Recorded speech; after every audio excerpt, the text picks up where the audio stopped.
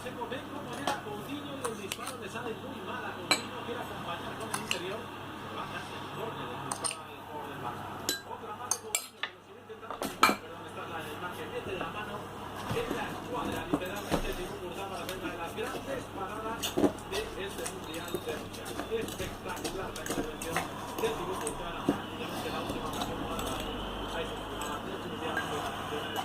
de la pentacampeona del mundo, que después del batacazo en su mundial quería resarcirse en Rusia y no lo ha conseguido. Estas son las imágenes que veíamos antes de la alegría de los belgas, de la desolación de los brasileños. Ya les decimos, muchas noticias nos ha dejado este encuentro, que el campeón del mundo en Rusia 2018 será seguro una selección europea, porque ya no quedan más que selecciones europeas en liza, entre las que se han clasificado ya para la brasileña.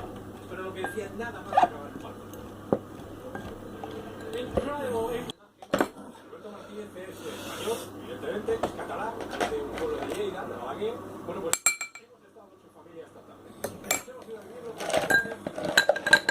este partido más importante, seguro, de la carrera deportiva de Roberto Martínez, el que más atención ha concitado en esa localidad, las Bruselas. No, eso no es Bruselas, esto es un pueblo de Lleida, en el que han disfrutado con único pródigo, primero con el gol en propia puerta de Brasil.